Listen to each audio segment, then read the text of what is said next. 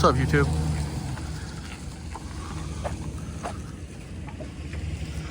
So this is Big Rock and Seaboard Road.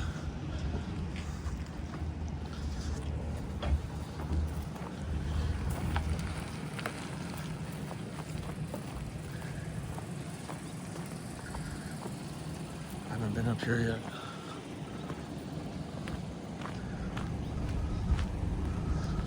It's amazing. Look at this house right here on the right, nothing untouched.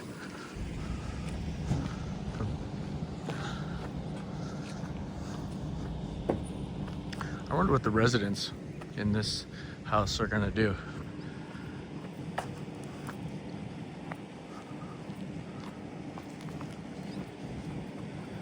Look at that one's gone. This one over here is gone. There's a lot more houses up on top of the hill. I don't know, you can kind of see it off in the distance. A lot of those houses got burned down.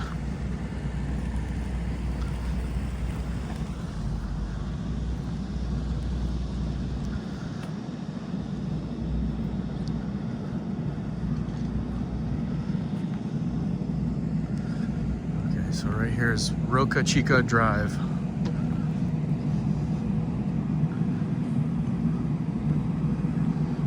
Looks like for the most part, a lot of these houses in this area were spared, but you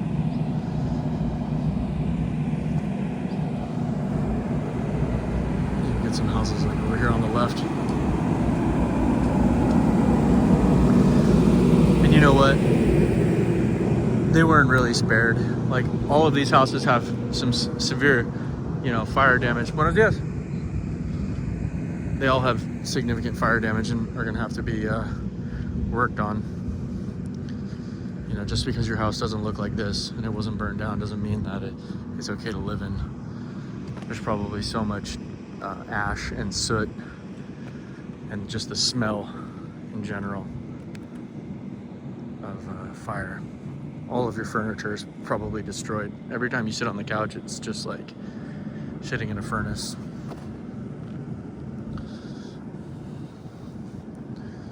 These ones got hit bad right here.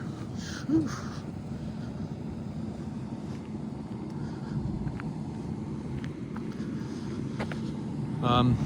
We were just coming in off of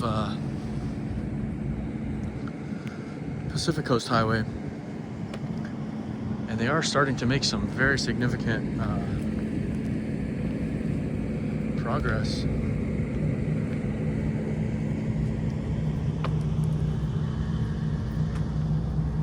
With the cleanup on Pacific Coast Highway in general.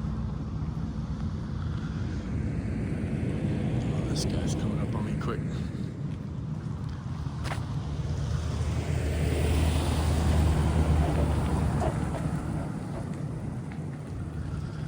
At some point in time, there was a resident back there. At some point in time, I'd love to have a conversation with one of these residents. Whether or not it's a resident whose home wasn't impacted or damaged in the fire, or obviously, I would love to have a conversation with someone whose house was, burned down. But, it's not the easiest conversation to be had, right? It's a very sensitive subject for most people. You could imagine if this was your house right here overlooking the ocean, and this was everything in life that you worked very hard to acquire, and now it's no longer there. Some of these houses really take a lifetime to acquire. These people work 10, 20, 30, 40 years to save up enough money to live in these communities, potentially, and to see everything just go up in smoke, isn't exactly a topic that you want to share or have a conversation with some random stranger with, Hopefully in the future, I'll be able to have a conversation with some of these people and discuss,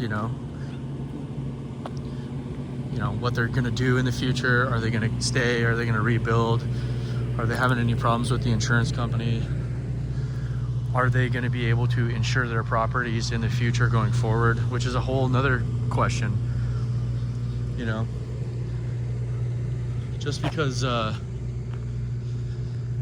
know, your lot was cleaned of, you know, debris, all the debris was removed. What does that mean? Does that mean you're going to rebuild? Okay, you're going to rebuild. Now that you're going to rebuild, are you able to get insurance? You know? I don't know. There's so many questions that need to be answered.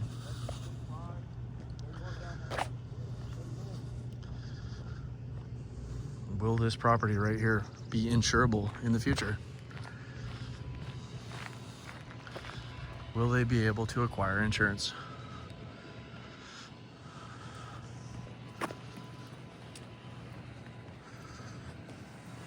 What's up, brother? How's it going? It's going, man. Yeah, it's going, all right. I go down the hill with this shit. Yeah. You walk down here fast as hell. Oh, I got nothing else to do. I'm on my lunch, so. Oh, shit. Yeah.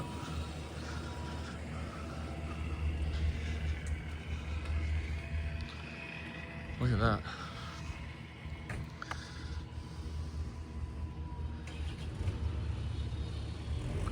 Maybe if I zoom out, get a better picture.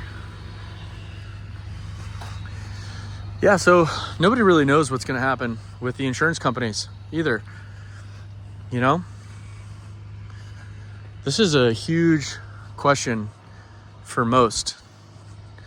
It's one thing to clean up the lot, to come in here and remove all of this debris. That's really the easy part. And it's still a very challenging part. Like, especially if some of these houses alongside the cliffs, it's going to be so hard to, you know, pick up the debris. The other day I had a conversation with one of the construction workers.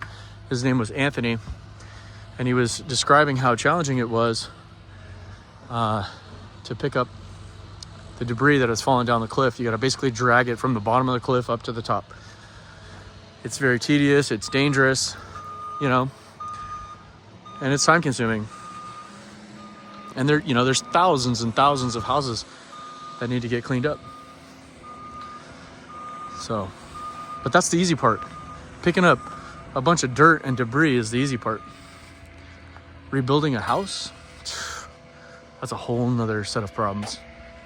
You got pipes, you got plumbing, you got concrete, you got rebar, you got trucks, you got this, you got that.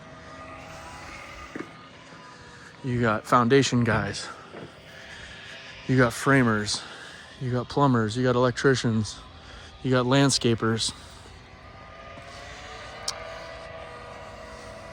And none of that happens. Look, and some of these guys got swimming pools. You can't really see it, but in the back, there's a swimming pool back there.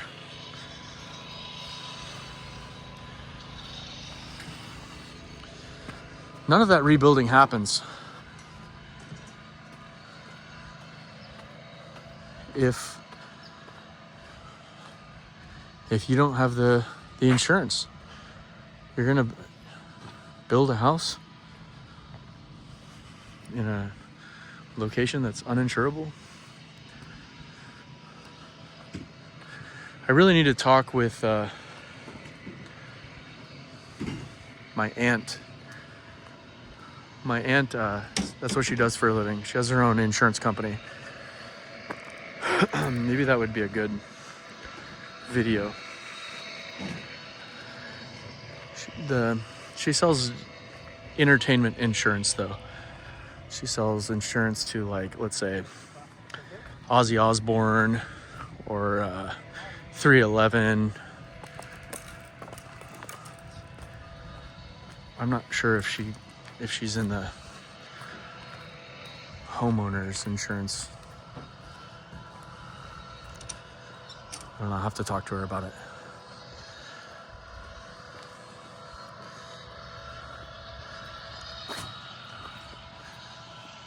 See what's going to happen to these areas. Okay, so here we're on Seymour Drive and Roca Chica Drive. You can see some of these lots have been cleaned up. I don't see why a lot like this or a house like this wouldn't be insurable. You know, it seems like it would be just fine, but I don't know, I'm not an insurance company. They might say, you know what, it's not worth the risk. We're not gonna continue selling insurance to these communities. Which is, you know, exactly what we heard. There was a Senate Banking Committee the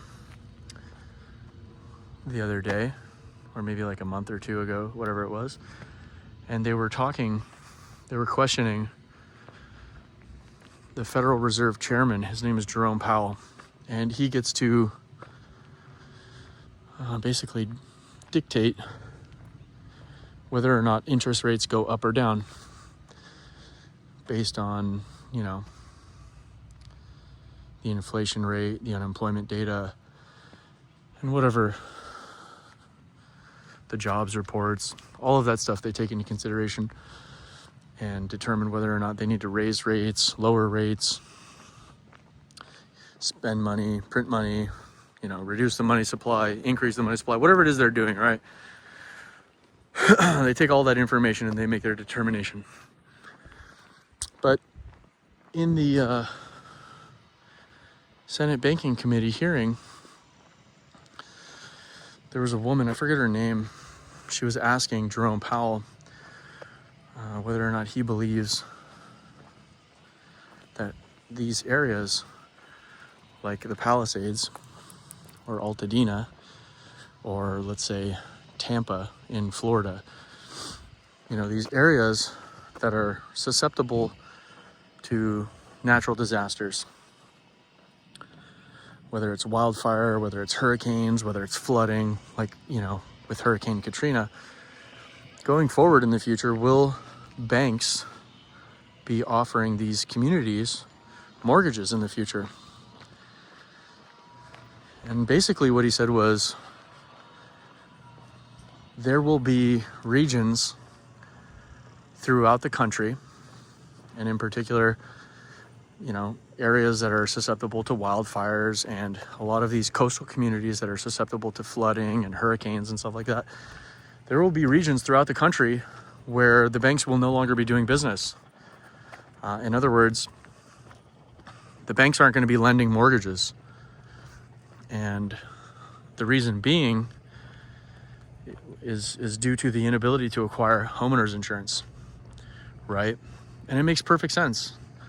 Like, why the bank's not going to give money or give you money or a mortgage to buy a home that you can't insure. That's too risky for the bank. They're not going to do that. So pretty soon, whether it's 10, 15, 20 years, you know, some of these regions throughout the country will only be home to the global elite. Or in other words, let's see, pretty soon the only people who will be living in these coastal regions throughout the United States could potentially be the people who don't need mortgages and the people who don't need insurance. They can buy a house or a property with cash, or they could just simply self-insure. You know, as risky as that might sound, I mean, if you're a billionaire, you don't really care about insurance, and you don't worry about mortgages and what interest rates are. You just buy the property cash. You know. Now that hasn't happened yet, but it doesn't mean that can't happen. I mean, we heard it from the chairman of the Federal Reserve a couple months ago. It's clear as day. You know, he said there's going to be regions throughout the country where banks are no longer going to be doing business.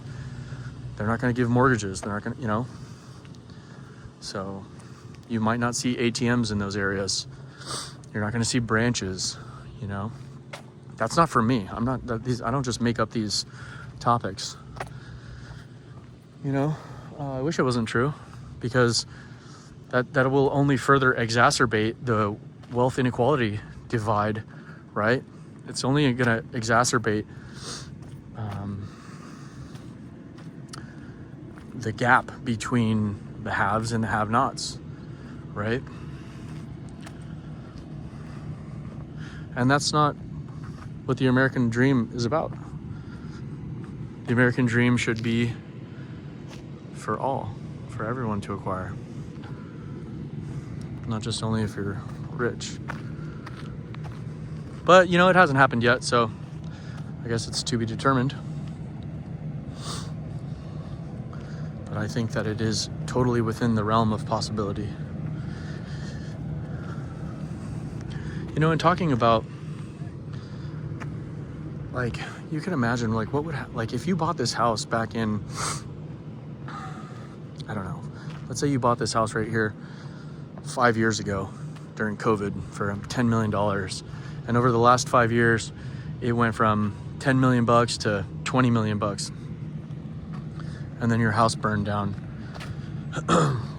What happens to all that equity?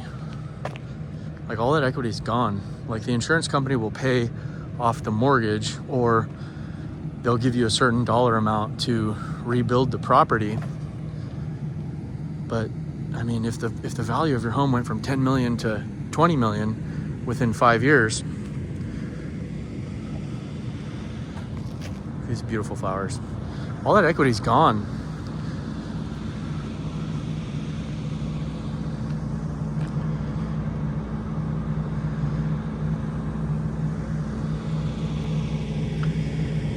You know?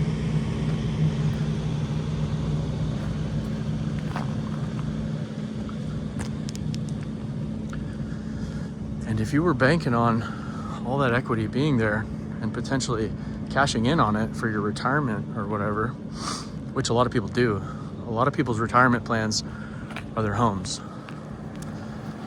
right? Like, if they need money, they just pull out a HELOC, or they sell the house and cash out and go somewhere else. For a lot of people, that is their dream.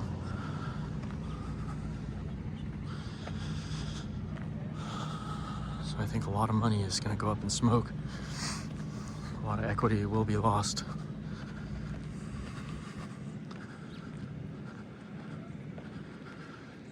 It'll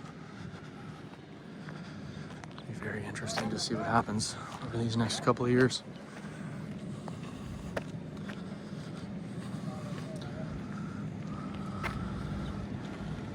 So that's a dead end over there.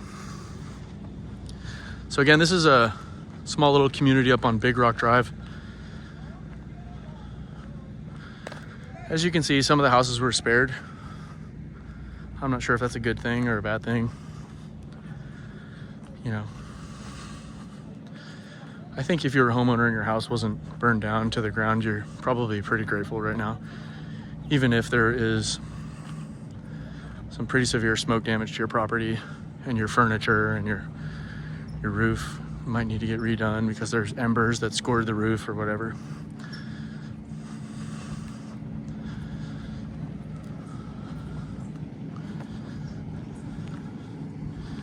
I wonder what's going to happen to property values for the homes that weren't burned down. Will they continue to go up?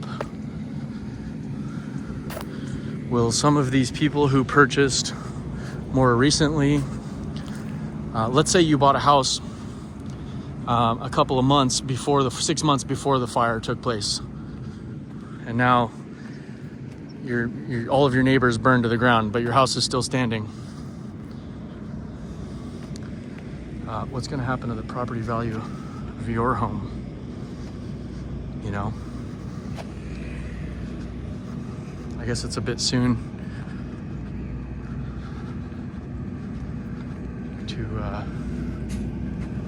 to assume, but I don't think it's good.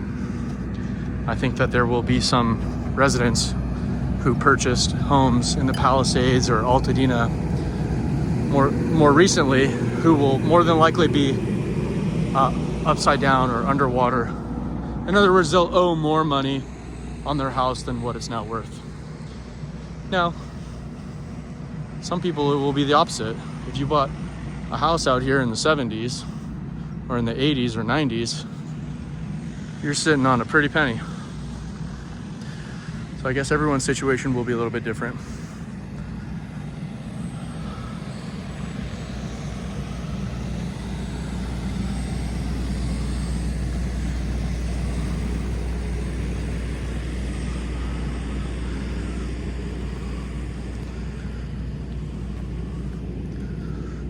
Looking at these beautiful flowers in the springtime.